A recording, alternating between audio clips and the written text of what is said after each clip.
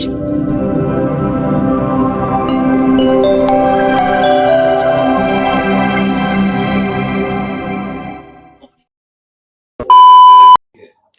Tapi selamat minggu nalatai, salam sahujud, karende malempang, Om Swastiastu. Halo umat sedharma dimanapun berada, salam bertemu kembali bersama saya Dara Delima di Bindu Kalteng Podcast. Ini merupakan program kerjasama antara bidang Bimas Hindu Kantor Wilayah Kementerian Agama Provinsi Kalimantan Tengah bekerjasama dengan Pokjaluh Agama Hindu Provinsi Kalimantan Tengah. Puja dan puji syukur kita haturkan kehadirat Tuhan Yang Maha Esa, Ida Sang Yang Widiwasa, Ranying Hatala Langit. Karena atas asung kertawara nugrahanya kita dapat hadir di sini dan pemirsa di rumah selalu dalam keadaan sehat. Pada kesempatan ini sudah hadir di tengah-tengah kita Ibu narasumber Seplianti MPD, merupakan dosen aktif di kampus Institut Agama Hindu Negeri Tampung Penyang Palangkaraya. Baik, marilah kita sapa narasumber kita pada hari ini. Om Swastiastu, Ibu. Om Swastiastu. Bagaimana kabarnya hari ini, Ibu? Baik, Astungkara. Baik, Astungkara. Terima kasih Ibu sudah menyempatkan waktunya untuk berbincang di sini bersama kami di Bindu Kalteng Podcast. Pada kesempatan ini nanti kita akan membahas tema yaitu Bahasa Sangiang mengubah tantangan belajar menjadi aset pendidikan Hindu modern. Sobat Dharma, sebelum kita masuk ke pertanyaan, kita hidup di era di mana generasi muda kita, para Gen Z, sangat akrab dengan bahasa asing maupun bahasa gaul di media sosial. Di sisi lain, kita memiliki bahasa Sangiang, sebuah bahasa sakral yang syarat akan nilai dan metafora luhur Hindu keharingan. Di lapangan, seringkali muncul sekat yang tebal antara generasi muda dengan bahasa spiritual ini. Ada anggapan bahwa bahasa ritual ini terlalu berat, kuno, atau eksklusif. Lalu pertanyaannya, benarkah bahasa ini terlalu sulit untuk dipelajari? Ataukah kita yang belum menemukan cara untuk menyampaikannya? Bagaimana agar bahasa suci ini dapat menjadi sebuah aset pedagogis atau modal pendidikan yang berharga bagi karakter anak muda? Baik Ibu, kita langsung masuk ke pertanyaan. Topik kita hari ini cukup mendalam. Sebelum kita masuk lebih jauh, mungkin ada yang ingin Ibu sampaikan terlebih dahulu sebagai pijakan diskusi kita hari ini. Dipersilahkan. Terima kasih. Terima kasih kepada Bindu terutama ya yang telah mengundang saya untuk hadir pada podcast pada hari ini. Saya ingin menegaskan satu hal penting. Di sini saya datang sebagai murni seorang akademisi, seorang pengajar yang selama kurang lebih 5 tahun ini mengampu mata kuliah bahasa Sangiang.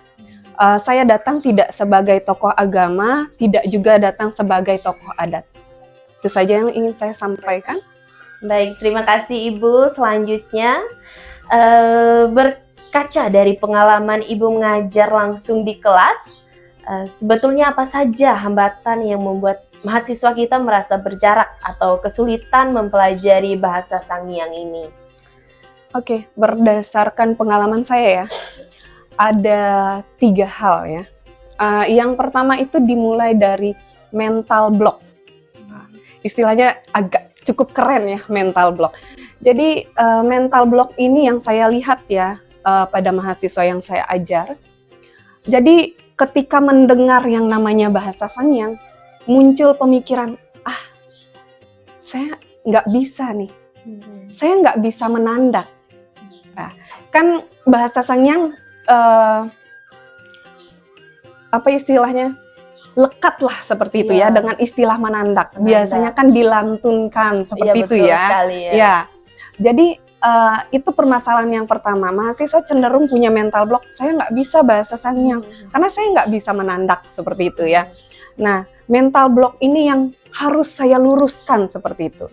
Karena ketika kita berbicara bahasa Sangiang dalam lingkup pendidikan ya, bukan dalam lingkup ritual ya, pembelajaran bahasa seperti itu, tidak ada keharusan untuk melafalkannya itu dengan cara menandak. Ya, jadi cukup dibacakan sama seperti kita membaca dalam bahasa Indonesia. Iya, betul. Tidak ada keharusan kita harus menyanyikannya kan ya? Iya. Ya. Nah, jadi untuk pembelajaran bahasa Sangyang ini sendiri, yang saya lihat permasalahan pertama adalah dimulai dari mental block. Sudah ada pemikiran bahasa Sangyang ini sulit seperti itu ya. Saya nggak bisa menandak, saya nggak pernah menandak, saya nggak pernah mencoba menggaru sangku dan lain sebagainya macamnya seperti itu. Itu permasalahan yang pertama, dan saya mengatasinya dengan cara menekankan kepada mereka tidak ada keharusan dalam mempelajari bahasa Sangyang. Itu artinya kita harus bisa menandak.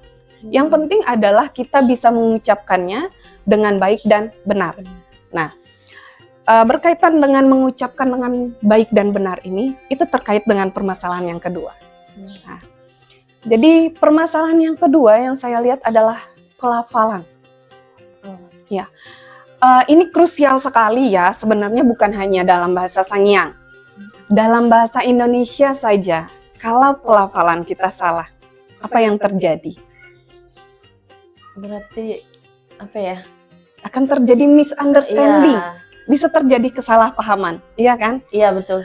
Ketika kita menyebut berbeda bunyi saja. Jadi ada istilah itu fonem ya dalam bahasa. Satuan bunyi terkecil sebagai pembeda makna. Mbak berbicara bahasa Dayak Ngaju tidak? Iya, saya Dayak Ngaju. Oke. Ada kata yang tulisannya sama persis, tapi bunyinya berbeda. Iya. Saya eja ya. S, A, R, A, dan huruf I. Oke. Ada berapa cara pengucapan terhadap kata tersebut? Ada 1. Ada 2. 2. Iya. Dan itu memberikan perbedaan makna yang jauh. Yang Mbak tahu pengucapannya bagaimana? Sarai. Oke, sarai itu maknanya apa dalam bahasa Indonesia? Kalau sarai kan ini apa namanya? Bahan makanan Iya, gitu ya, bumbu dapur ya. Betul. Oke. Serai ya dalam bahasa Indonesia ya. Oke. Dalam bahasa Dayak Ngaju ada lagi. Itu sama juga persis penulisannya tapi bunyinya berbeda. Ya. Sarai.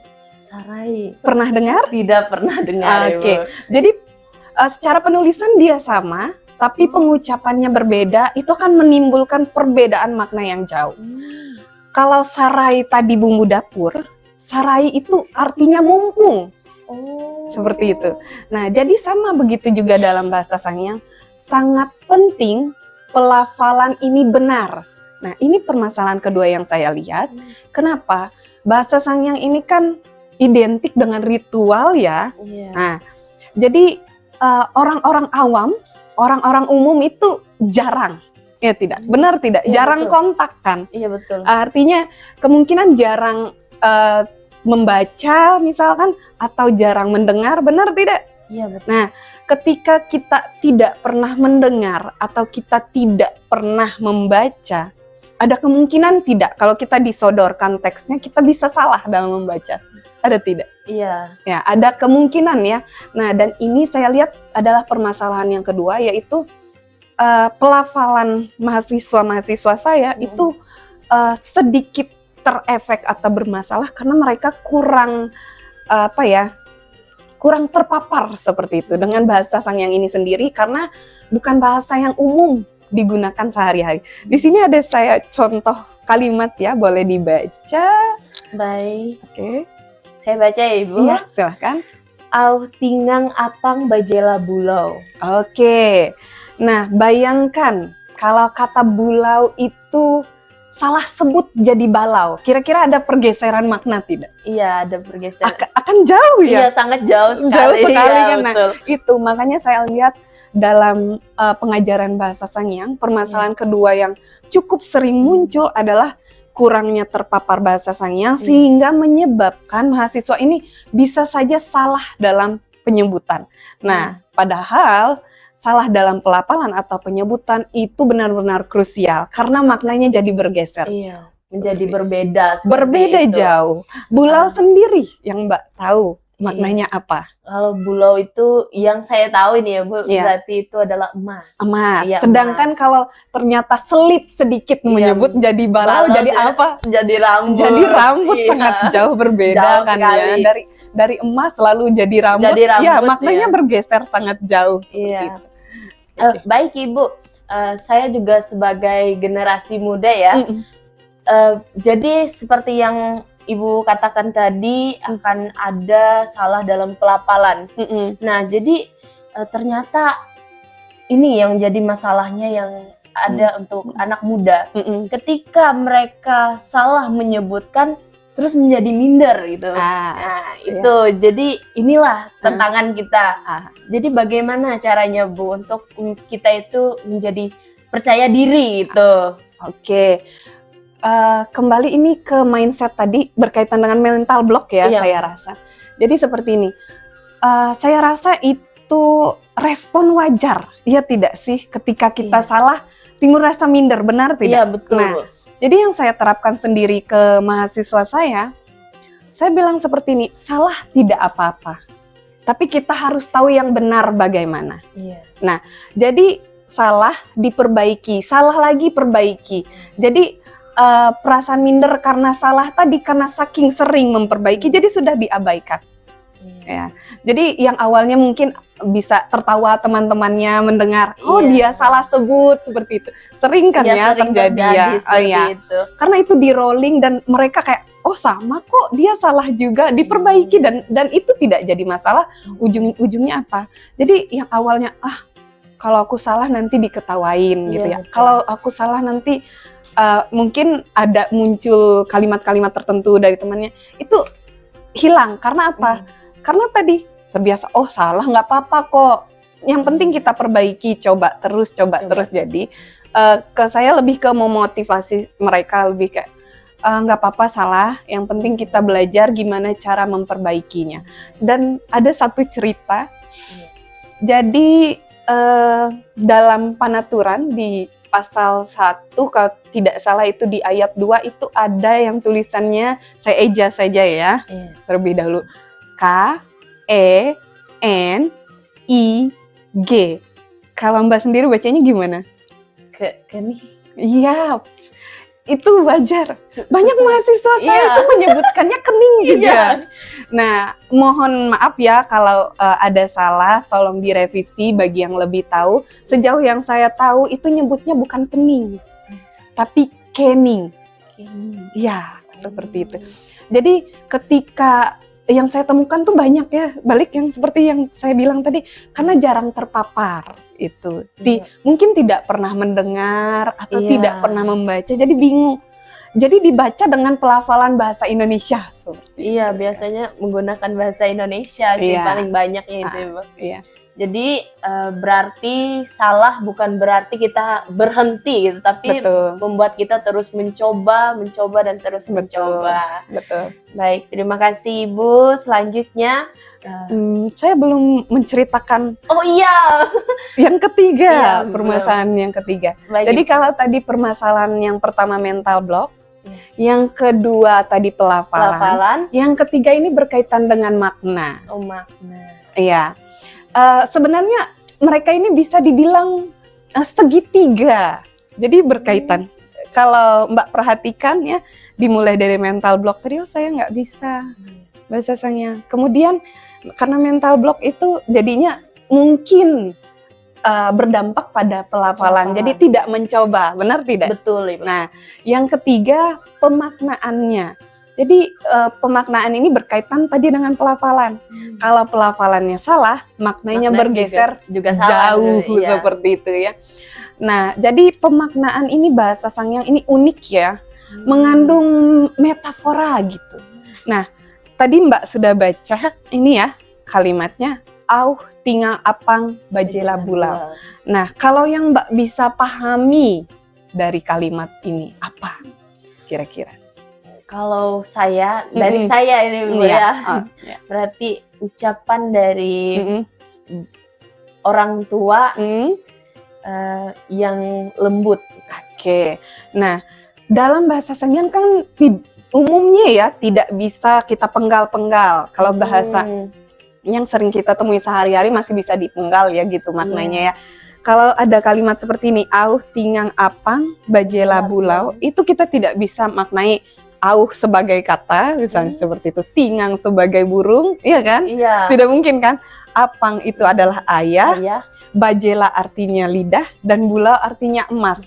Kalau kita artikan terlalu secara harfiah atau langsung gitu, dia akan jadi kata burung tingang, benar tidak? Iya. Ya, ayah berlidah emas. Iya. Jadi menimbulkan kebingungan, iya tidak? Betul. Jadi bahasa Sangyang ini menurut saya bahasa yang indah loh. Hanya untuk menyampaikan satu hal sederhana itu puitis sekali. Tahu tidak ini kalau kita ambil bahasa yang simpel sekali. Ini adalah nasihat dari orang tua. Seperti apa itu, Ibu? Ya, au tingang apang bajela bulau itu artinya adalah nasihat orang tua. Panjang sekali kan cuma untuk mengatakan bahwa nasihat gitu. Tapi puitis, iya tidak? Berarti menggunakan banyak kata. Iya, perumpamaan, pemborosan kata ya, Bu. Tapi ternyata ini sangat ini ya memiliki makna yang mendalam. Iya, kalau saya bilangnya ini bahasa halus sih. Ya, karena dia tidak langsung to the point. Jadi ini berkaitan dengan pemaknaan tadi. Permasalahan ketiga ini adalah maknanya sulit sekali ditangkap. Karena apa? Butuh pemikiran mendalam, butuh pengetahuan yang luas juga dari pembaca atau yang mendengar bahasa Sangyang itu sendiri. Seperti itu. Juga bagi yang mengucapkan. Karena ya itu tadi, puitis. Iya kan? Tidak langsung. Mau bilang nasihat saja panjang. Gitu. Puitis, indah gitu. Jadi itu 3 permasalahannya. Yang pertama tadi mulai dari mental block, pelafalan dan makna. Iya, jadi itu triangle sih saya bilangnya, segitiga. Permasalahannya satu tapi punya 3 poin berbeda. Sangat-sangat berkaitan seperti itu ya, berkaitan Bu. Satu sama lain. Iya. Ternyata di bahasa Sangyang juga ada bahasa halusnya ya, Bu? Menurut saya bahasa Sangyang itu memang bahasa halus sangat. Karena tidak langsung tok gitu. Kalau kita di bahasa kita biasanya bilang piring ya piring saja. Iya. Nah ini mohon dikoreksi juga kalau ada pemirsa yang lebih tahu ya. Saya pernah mendengar kata pinggan tatar. Nah itu untuk penyebutan piring gitu, semacam piring saji untuk di kegiatan ritual atau apa semacam seperti itu. Itu yang saya dengar. Jadi kalau misalnya ada pemirsa yang lebih tahu bisa mohon dikoreksi. Baik.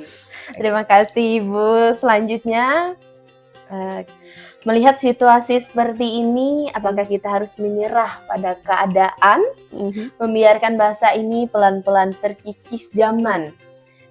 Apalagi esensi ajaran Hindu selalu mengajarkan fleksibilitas dan kemampuan beradaptasi. Oke, ini menurut saya pribadi ya, udah jelas, sangat jelas sekali, kita tidak boleh menyerah.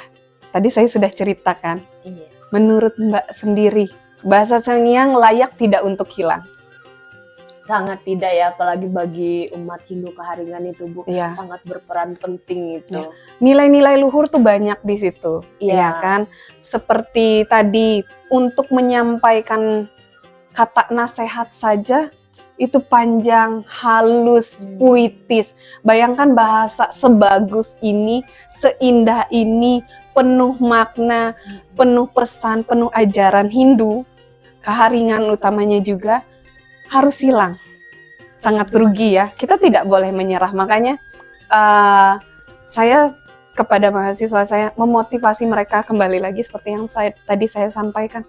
Kalian tuh kalau misalnya salah penyebutan nggak apa-apa, kita coba. Saya salah satu cara terobosan saya ya, yang sudah saya lakukan agar mereka bisa juga terbiasa dan terpapar bahasa Sangyang di balai hai kita ya. Balai induk kita itu kan selalu ada basarah ya tiap minggu. Nah, jadi saya mengarahkan mahasiswa saya untuk datang basarah. Kira-kira kalau menurut Mbak kenapa saya sampai meminta mereka untuk datang basarah? Apa sih kaitannya dengan bahasa Sangyang? Kira-kira kenapa? Di saat basarah itu ada pandehen, pembacaan kitab suci itu. Betul. biasanya ada kan menggunakan bahasa Sangiang. Betul. Nah, karena saya melihat 3 permasalahan tadi, dan permasalahan itu sebenarnya semacam membulat saja ya.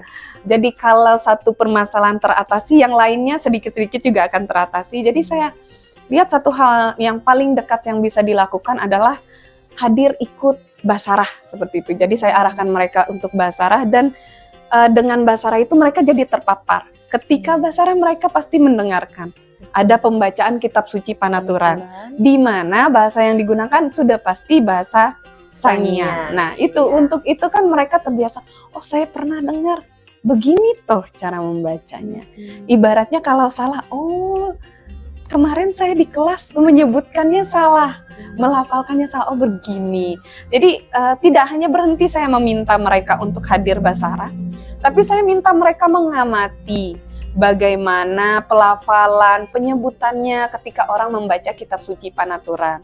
Kemudian juga tidak hanya cukup di situ, seperti yang tadi saya sampaikan, salah satu permasalahannya kan berkaitan dengan makna. Jadi saya meminta mereka untuk benar-benar mendengarkan ceramah, benar-benar mendengarkan pandehan supaya bisa menyerap, memaknai makna dari kitab suci Panaturan yang dibacakan, yang berbahasa Sangiang tadi. Kalau tidak memahami bahasa Sangiangnya, setidaknya dari pandehan yang disampaikan kan ada ya berkaitan dengan ayat maupun pasal yang telah dibacakan. Seperti itu. Jadi kita tidak boleh menyerah hanya karena permasalahan-permasalahan tadi. Justru harus, ini penting, tidak ada yang akan mempelajari, tidak ada yang akan meneruskan bahasa Sangiang kalau bukan kita sendiri.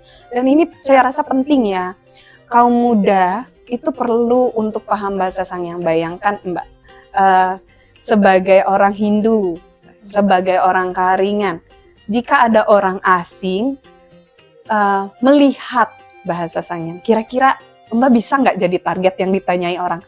Kamu tahu nggak ini bahasanya apa? Bacanya gimana? Maknanya gimana? Kira-kira ada kemungkinan tidak ditanyai?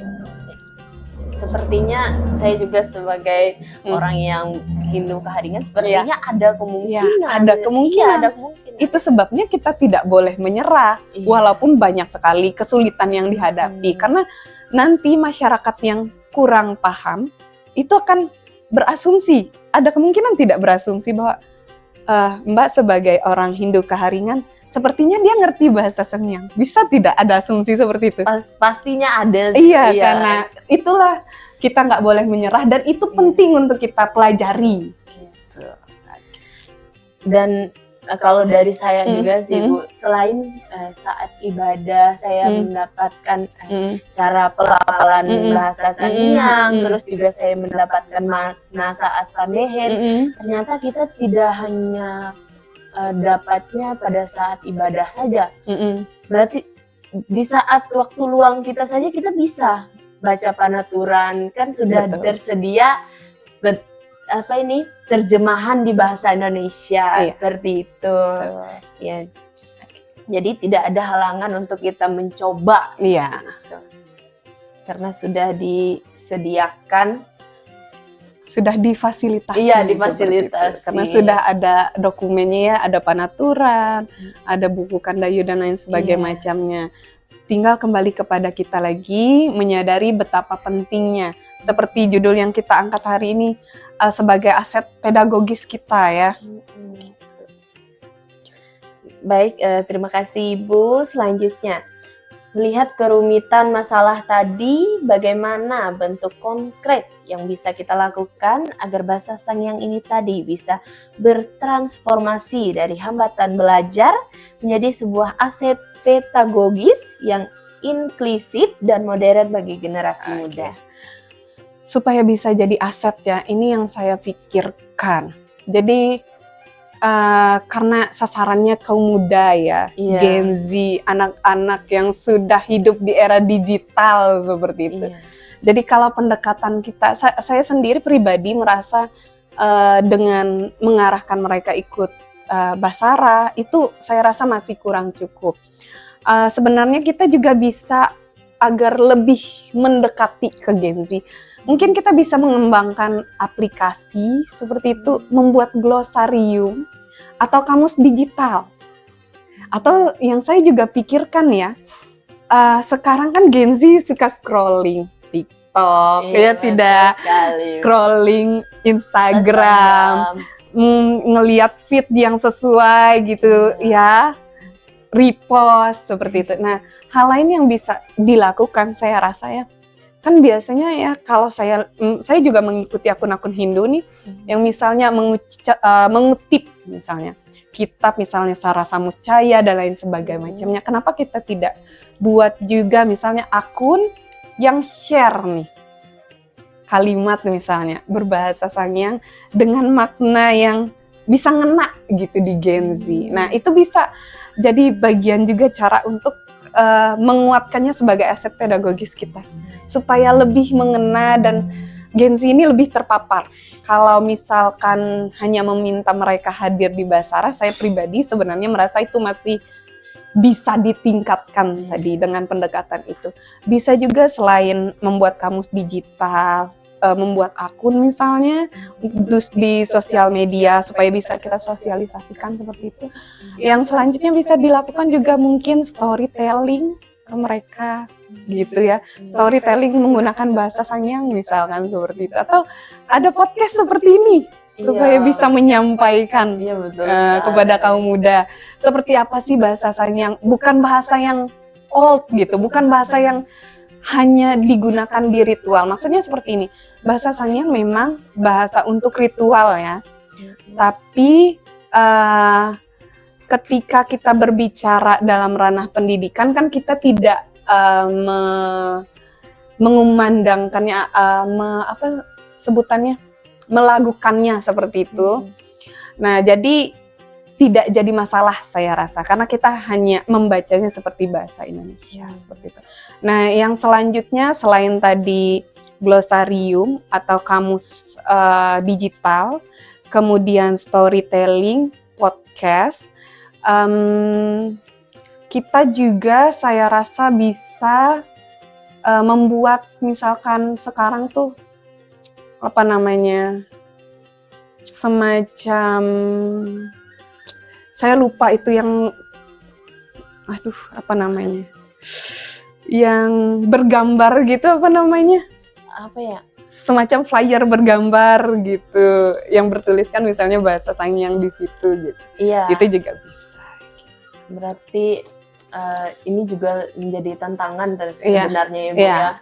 Jadi dan kita juga harus bisa memanfaatkan media sosial seperti itu. Betul. Di mana bahasa Sangyang ternyata tidak hanya digunakan pada saat ritual, tidak harus dilantunkan. Ternyata dengan cara kita berbicara seperti ini ternyata juga bisa. Iya, karena tujuannya kan di sini ya konteksnya pendidikan, bukan konteks ritual. Jadi harus jelas ya, kalau konteksnya pendidikan berarti pendidikan bahasanya saja, mempelajari bahasanya, bukan mempelajari ritualnya. Makanya tidak ada keharusan untuk melantunkannya, gitu. Tidak ada keharusan untuk menandak.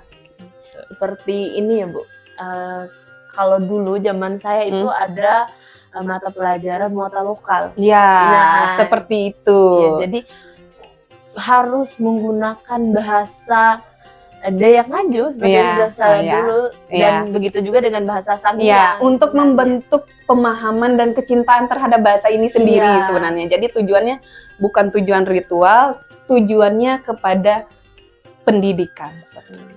Dan di kampus Institut Agama Hindu Negeri Tampu Penyang Palangkaraya sudah diterapkan, dan diterapkan juga oleh ibu di kelas gitu. Sangat bermanfaat bagi generasi muda bahwa bahasa Sangyang tidak hanya digunakan pada saat ritual, tapi juga sebenarnya bisa digunakan pada saat sehari-hari, sebenarnya juga bisa. Gitu. Baik Ibu, selanjutnya sebagai penutup, apa pesan utama yang ingin disampaikan kepada masyarakat Hindu Kaharingan yang menyaksikan podcast pada hari ini? Oke, di sini pesan yang ingin saya sampaikan adalah bahasa Sangyang ini adalah aset luar biasa buat kita, unik kan ya, karena bahasa ini melekat dengan keharingan. Ya, Iya. bahasa ritual yang beruntungnya kita sebagai orang keharingan itu berkesempatan untuk belajar, terutamanya bagi mahasiswa yang ada di Institut Agama Hindu Negeri Tampung Penyang Palangkaraya, itu berkesempatan untuk belajar bahasa Sangiang supaya bisa lebih paham betapa bahasa ini bermakna, betapa bahasa ini sangat berharga seperti itu. Terlepas dari selama ini pemikiran orang bahasa Sangiang itu bahasa ritual, hanya orang tertentu yang boleh. Tapi kalau kita berbicara ranah pendidikan ya, karena tidak ada keharusan tadi menandak dan sebagainya macamnya, dan kita mempelajari bahasa ini murni untuk pendidikan agar generasi Hindu keharingan ini bisa memahami bahwa bahasa ini benar-benar penting, bermakna, kekayaan intelektual kita lah, seperti itu. Baik Ibu, jadi kan ternyata bahasa Sangiang ini sebagai aset untuk agama Hindu keharingan. Ya, Nah, ada timbul pertanyaan dari saya, Bu. Bagaimana jika ada masyarakat umum yang penasaran, yang ingin mempelajari bahasa Sangiang? Bisa atau tidak seperti itu? Oke. Saya tidak bisa menjawab ya. Jujur saja. Kalau sebagai akademisi sih, kalau kami sebagai akademisi, terutama saya, karena saya orang bahasa ya, sebenarnya kalau hanya melihat, memahami bahasanya tidak jadi masalah. Kalau saya pribadi ya, kalau penasaran misalnya, sama seperti kita membaca kitab suci orang lain, boleh kan ya? Boleh tidak? Ada tidak larangan yang kita tidak boleh melihat gitu? Tidak ada kan ya, secara yang saya tahu, mohon maaf kalau ada yang salah. Kalau sekedar melihat saya rasa tidak apa-apa, tapi kalau sampai ke ranah ritual dan lain sebagainya macamnya, saya kurang tahu seperti itu ya. Karena sebagai ini adalah aset. Saya di sini posisinya akademisi saja dan sebagai orang bahasa ya. Jadi kalau saya sendiri bahasa itu, bahasa apa saja saya penasaran gitu ya. Ya, tapi cuman sebatas bahasanya saja seperti itu, karena saya melihat setiap bahasa itu unik gitu. Rasa ingin tahu itu penting. Iya, rasa ingin tahu, tapi harus kita tahu batasan juga. Ya, kita harus mempunyai batasan. Penasaran boleh, jangan terlalu berlebihan ini. Ya, kita harus tahu batasan yang tidak melanggar. Iya. Baik, terima kasih Ibu, baik luar biasa sekali, dan terima kasih sudah bersedia membagi pengetahuannya untuk kita semua dan pemirsa di rumah. Dan selanjutnya kami persilahkan Ibu untuk menyampaikan kesimpulan kita pada pembahasan kita hari ini. Oke. Jadi podcast kita hari ini berbicara bahasa Sangiang ya. Iya. Di mana kita berusaha mengubah tantangan belajar tadi, tiga permasalahan tadi ya, menjadi aset pendidikan Hindu modern atau di era digital. Jadi dari 3 permasalahan tadi yang saya sebutkan, pertama tadi adalah mental block ya, kemudian pelafalan, kemudian pemaknaan. Saya tadi juga kasih solusi yang tradisional sekali adalah hadir basarah seperti itu ya, supaya bisa terpapar bahasa Sangiang lebih banyak. Kemudian solusi lainnya yang lebih modern seperti yang tadi saya sampaikan, kita bisa buat glosarium digital atau kamus digital. Kemudian kita mungkin bisa bikin konten di media sosial supaya Gen Z yang biasa scrolling ini bisa terpapar gitu melalui media sosial. Kemudian bisa kita buat storytelling ya. Terus bisa juga kita membuat apa tadi? Kira-kira membuat apa ya? Podcast. Ya, seperti yang sedang kita lakukan sekarang supaya bisa menjangkau lebih banyak Gen Z. Iya, itu saja. Baik, terima kasih Ibu atas kesimpulannya. Umat Sedharma dimanapun berada, demikianlah perbincangan kita bersama narasumber kita membahas tentang bahasa Sangiang, mengubah tantangan belajar menjadi aset pendidikan Hindu modern. Semoga apa yang telah kita perbincangkan hari ini menambah pengetahuan kita semua. Apabila ada salah kata selama acara berlangsung, kami memohon maaf sebesar-besarnya. Saya Dara Delima bersama kerabat yang bertugas Bindu Kalteng Podcast mengucapkan terima kasih, dan kami akhiri dengan mengucapkan Prama Santi. Om Santi Santi Santi Om Sai.